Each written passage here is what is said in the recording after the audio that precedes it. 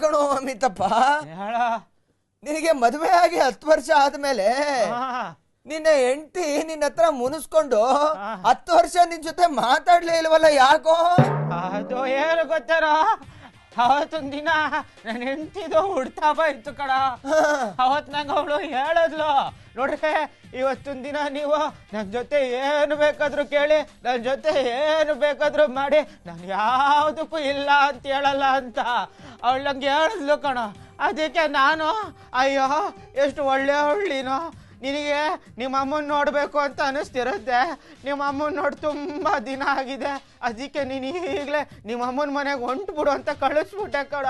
ಅಷ್ಟೇ ಕಣ ಮಾಡಿದ್ದು, ನಾನು ಅಂತ ತಪ್ಪು ಮಾಡಿದ್ದು.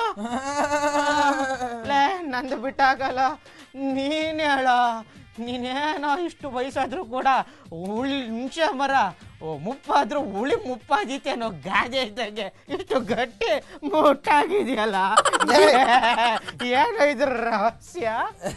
ನೋಡ, ಇದ್ರ ರಹಸ್ಯ ಏನಂದ್ರೆ, ನನಗೆ ಮದುವೆ ಆಗಿ 55 ವರ್ಷ ಆಗಿದೆ. ಮದುವೆ ಆದಾಗ್ಲಿಂದ ಪ್ರತಿನಿತ್ಯ ಅಂದ್ರೆ ಪ್ರತಿದಿನ ನಾನು ಮನೆಯಿಂದ ಹೊರಗಡೆನೆ ಇರ್ತಿದ್ದೆ.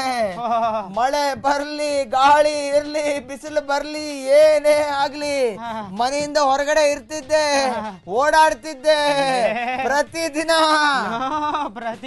ಹೊರಗಡೆ. ಇದು ತುಂಬಾ ಕಷ್ಟವಾಗಿರೋ ರೊಟೀನ್ ಕಣ. ಇದನ್ನ ಹೆಂಗೋ ನೀನ್ ಮಾಡ್ಕೊಂಡು ಆಚೆ ಇದ್ದೆ ನೋಡೋ. ತುಂಬಾನೇ ಸಿಂಪಲ್.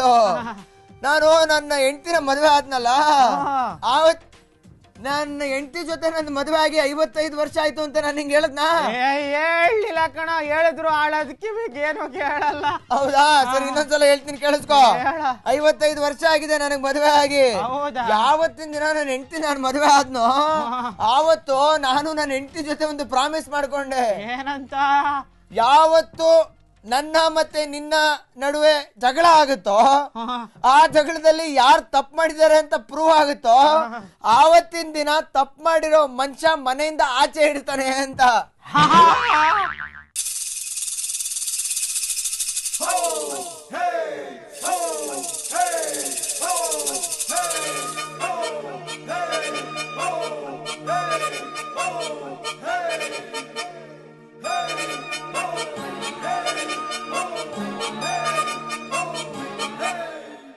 ಕಾಫಿಗೆ ಹೋಗೋಣ,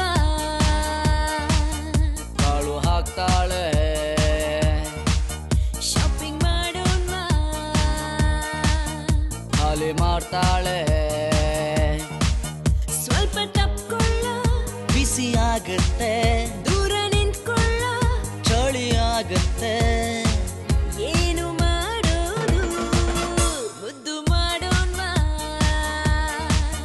ಲಿಪ್ಸ್ಟಿಕ್ ಅಂಟುತ್ತೆ,